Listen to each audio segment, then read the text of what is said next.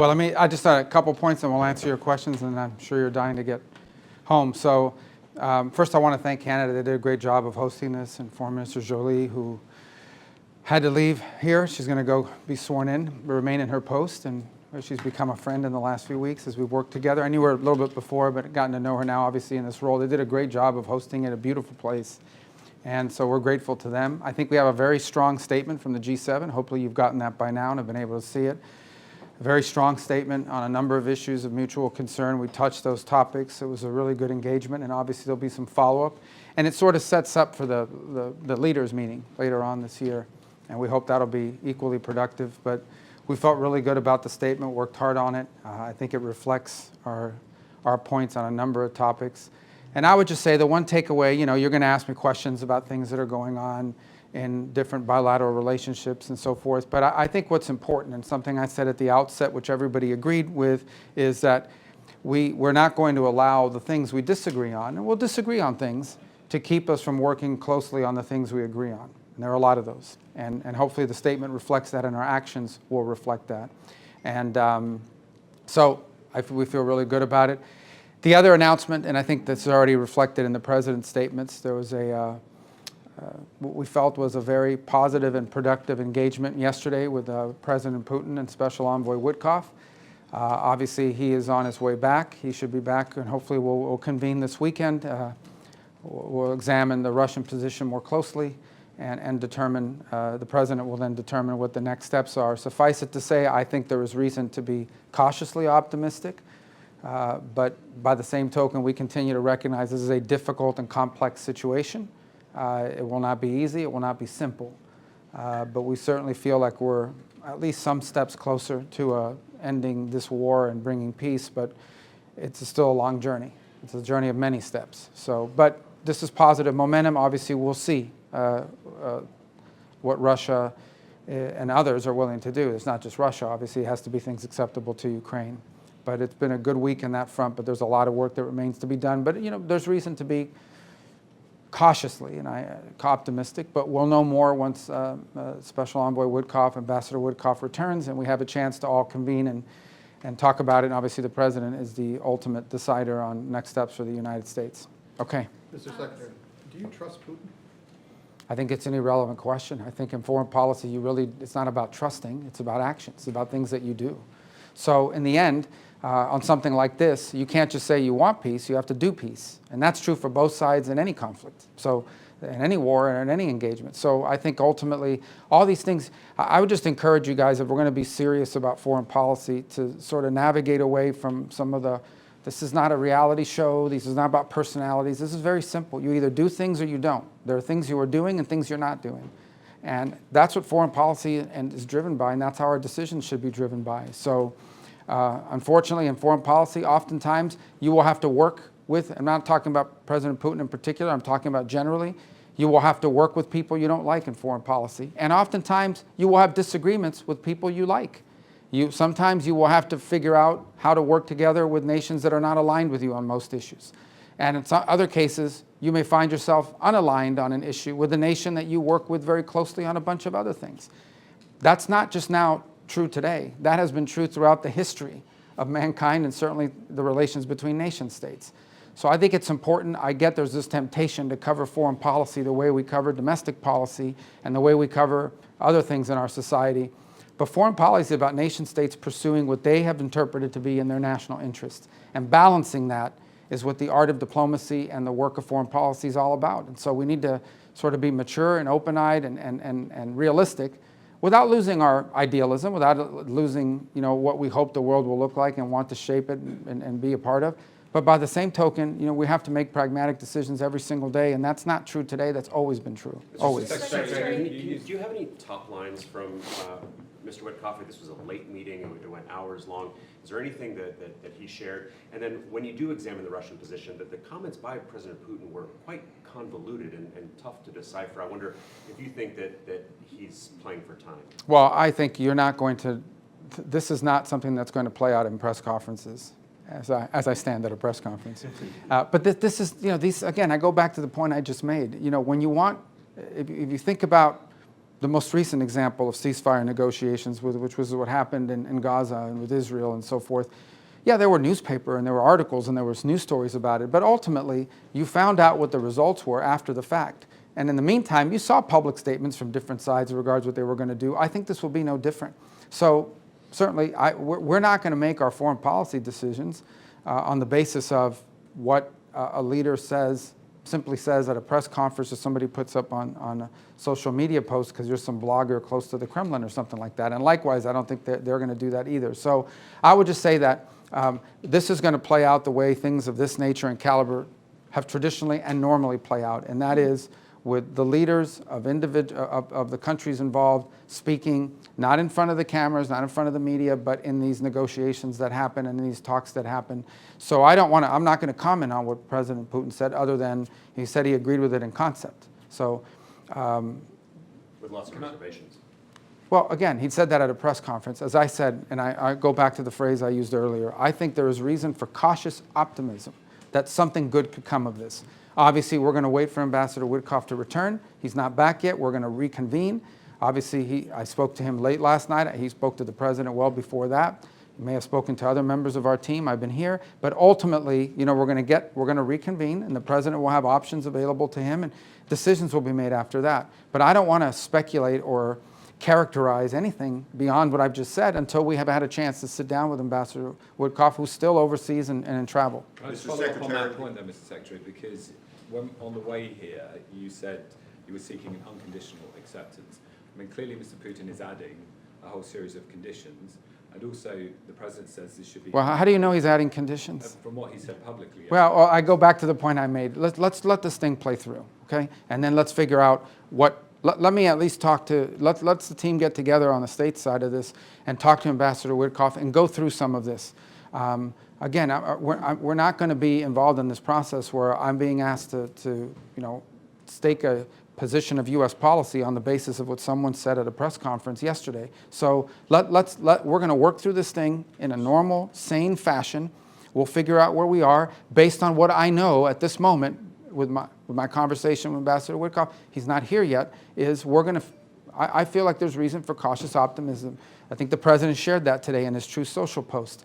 But there's a lot of work. No, I have never told anybody that this is going to be easy, fast, simple, slam dunk. It'll be hard, but it's important work. We are a better place today, I hope, I believe, we have reason to believe, than we were a week ago. But we still have a long ways to go. It could come together pretty quickly if everyone aligns, but I don't know how aligned we are yet. That's what we're about to find out.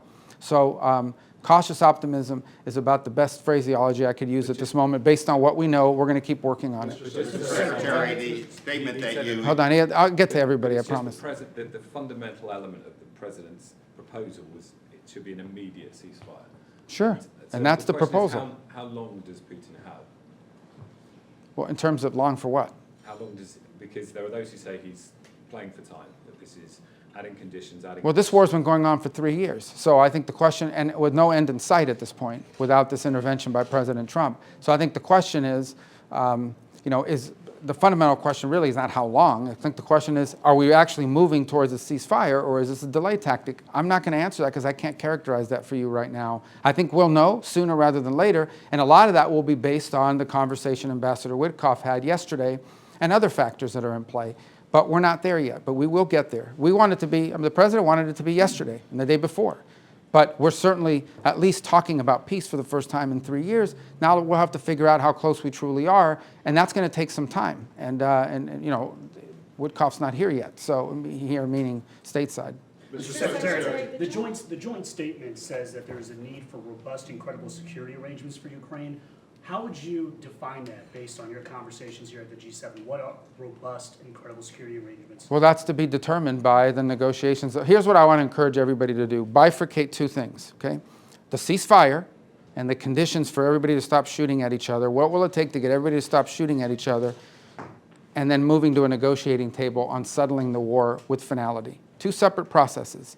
Process number one is, what do we need from both sides in order to stop the shooting and the fighting, so that you can get to a negotiating table? That's the second phase. As part of that second phase, there will obviously be, every country in the world has a right to security, has a right to defend itself, has a right to protect its territory. That will have to be part of that conversation. And it will have to be something that involves not simply the views of the United States, but other countries that are involved in that. I've repeated this over and over again. The European Union has imposed significant sanctions on the Russian Federation and on individuals inside of Russia. So they will have to be consulted and they'll have to be engaged in this process and so forth.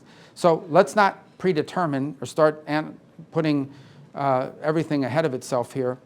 The process of what long-term security means for Ukraine, that will be something that Ukraine will obviously have to agree with, and that will have to be worked through as part of that second phase. But we can't get to the second phase till we get through the first phase. We think it's very difficult to negotiate lasting peace and security in the midst of an all-out war. And so we have to try to lower that so that it makes it possible to move to phase 2 of this. Mr. Secretary, the statement that you issued a little while ago also notes that the G7 discussed ways to impose costs on Russia should that become necessary, to include caps on oil prices, additional support for Ukraine using seized sovereign Russian assets.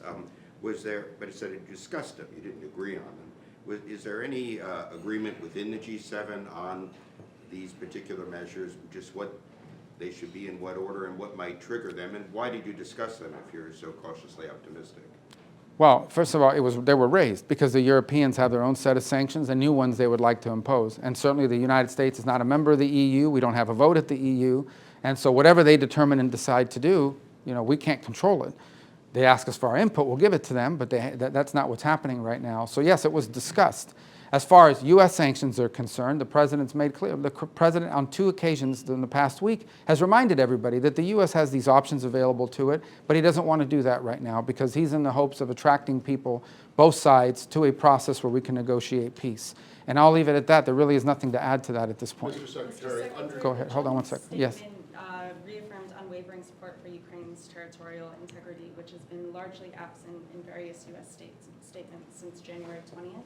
What led you to subscribe to this time? But that's not a change in public policy. The United States have never said that Russia, I've never heard President Trump say that Russia has a right to take all of Ukraine and do whatever they want there. So that's not inconsistent with that statement. That is separate from the issue we face today. And that is that as it stands today, there is a war going on that has no military solution to it.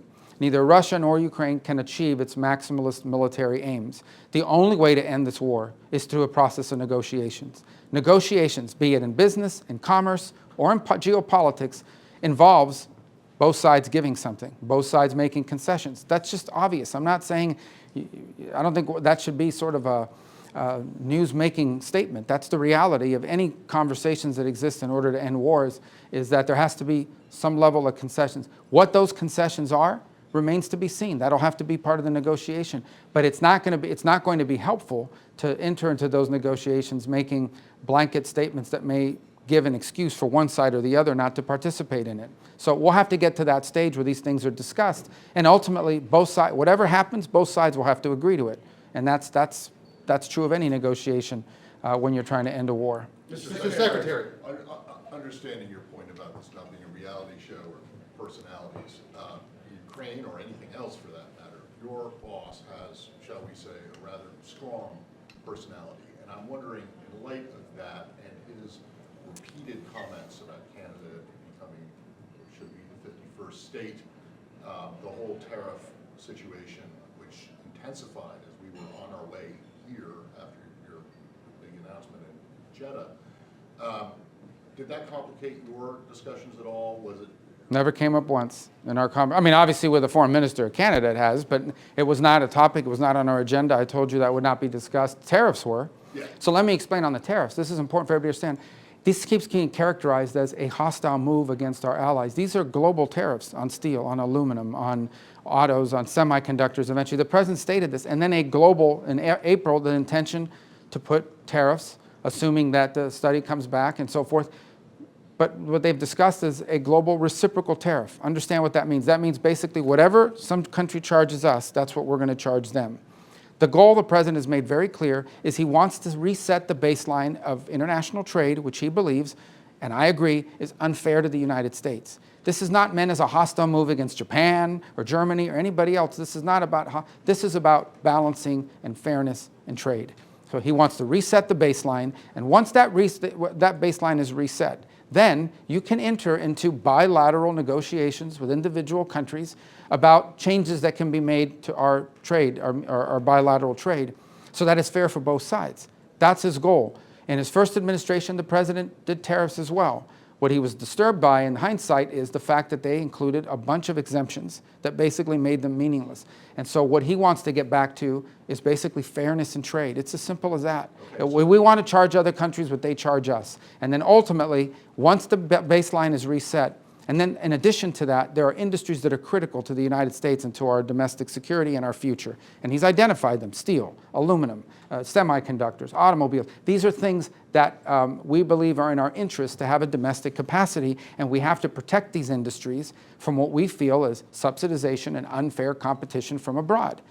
This is not meant to be hostile towards anybody. It is meant to be friendly and supportive of our of our national interest as a country.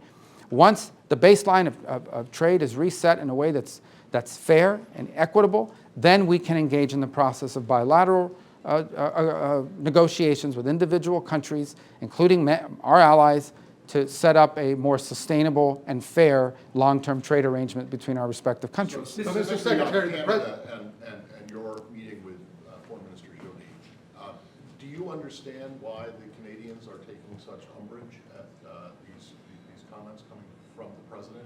Is that something that The Canadian government has made their position, how they feel about it, clear.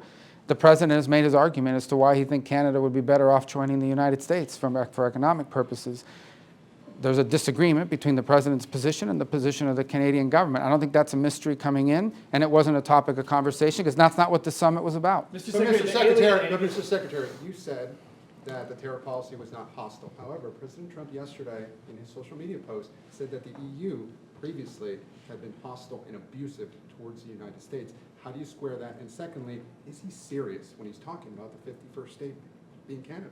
Well, I've already answered the question about Canada, and Is he yeah. serious? Do you take him We're not discussing that here today because that's not what the purpose of this meeting was about. As far as the question that you're asking me about hostility, yeah, you look at the EU. Okay, the EU has a GDP basically comparable to that of the United States. The composition of their economy is similar to ours. These are not developing countries, these are developed countries, and yet they have a significant trade surplus with the United States, even though our economies are pretty much the same. These are not low-wage countries. That's a problem. All the president is saying is we need to equalize treatment. Whatever they do to us, we need to do to them, in addition to pointing to certain sectors that we have to protect.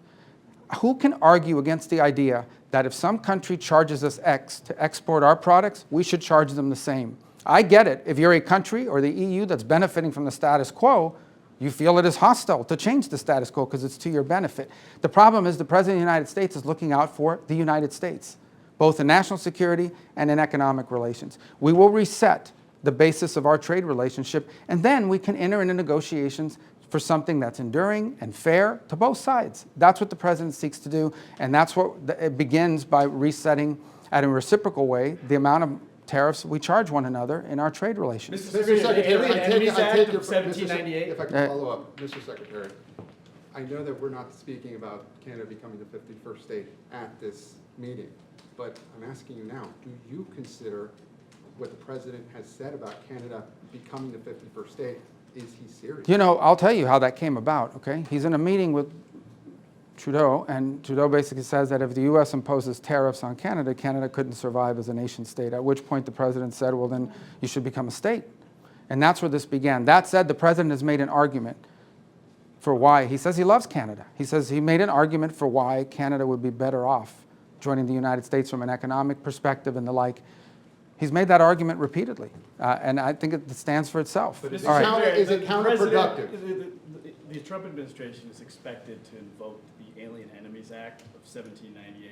They have to dust that off. A lot of people not familiar with it. Can you help us understand how the Trump administration plans to use these powers? Well, those are that's a question for DHS. It's not a question for us. What I can tell you is, from our perspective, unrelated to that, is that we will continue to look for people that we would never have allowed into this country on student visas had we known they were going to do what they've done. But now that they've done it, we're going to get rid of them. And we are continuing to look for that. And so in the days to come, you should expect more visas will be revoked as we identify people that we should never have allowed in because they lied to us. When they said they were coming here to be students, they didn't say they were coming here to occupy university buildings and vandalize them and tear them apart and hold campuses hostage. If they had told us that, we would never have given them a student visa. Now that they've done it, we will revoke those visas. And as the days go on, every time we have a chance to revoke them, we will, because it's not in the national interest of the United States for them to be here. Let's wrap up, guys, so we can get on. The Yeah. G7's joint statement has some very strong language on China. Could you please describe the sentiment of the discussion behind closed door? And also, do you have anything on a potential meeting between President Trump and CCP Secretary General Xi Jinping? Would that be in China or in the United States? Thank you. Well, I think the president at some point will meet.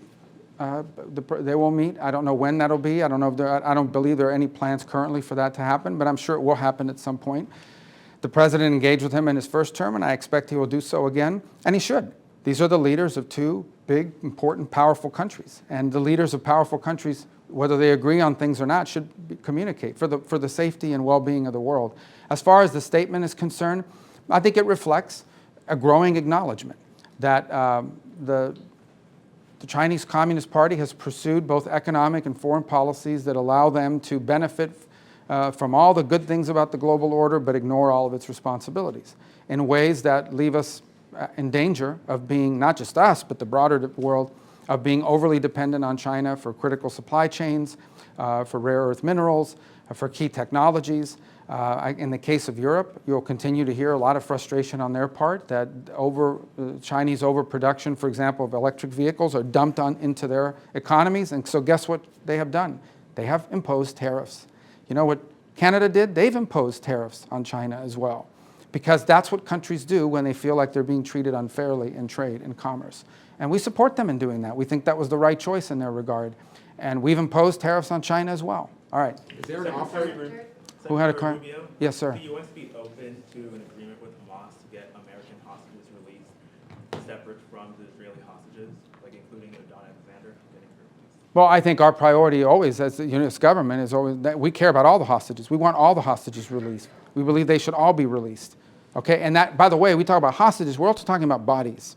Okay, and these trades are being made, and they're ridiculous trades. We're talking about 400 people for 3. These are nuts. And on top of that, you see the condition these people are being released in. So this is think about what we're talking about here. I mean, we're sitting around as the world sort of accepting that it's normal and okay for you to go into a place, kidnap babies, kidnap teenagers, kidnap people that have nothing to do with any wars, that are not soldiers, that are not anything, and taking them and putting them in tunnels for almost a year and a half.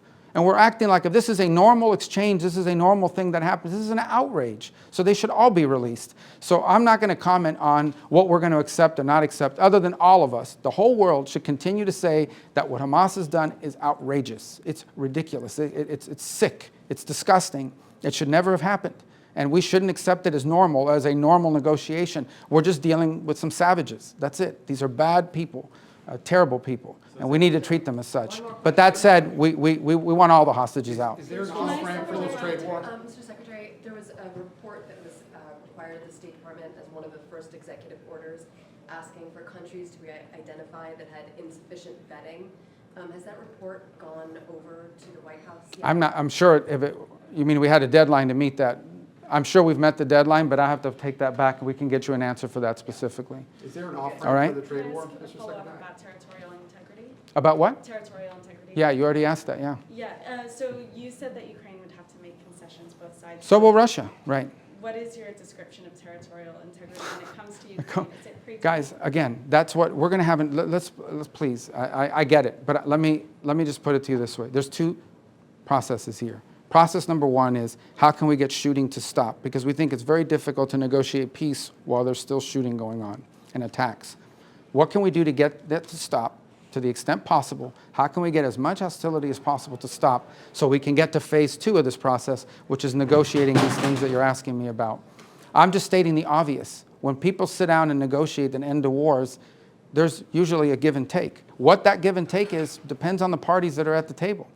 We're not going to predetermine anything, but that's what's going to take to end the war. If there's an off-ramp on the trade, it's not about an off-ramp on the trade. There's not a trade war. This is the United States is resetting its trade relations globally, okay, and resetting relations globally to a level of equilibrium, to a level of reciprocity. And then once that's reset, we can then engage in the process of bilateral talks with Japan, with the UK, with France, with Germany, with the EU, whoever, to figure out, okay, how do we reset our trade relations so that it's fair? Because right now it's not fair. It's as simple as that. That president has stated that repeatedly. And so these are the steps that it takes to get us to that point. You can't, if you do it the other way, which is let's renegotiate, or why would they renegotiate their trade relationship with the United States if the status quo is beneficial to them?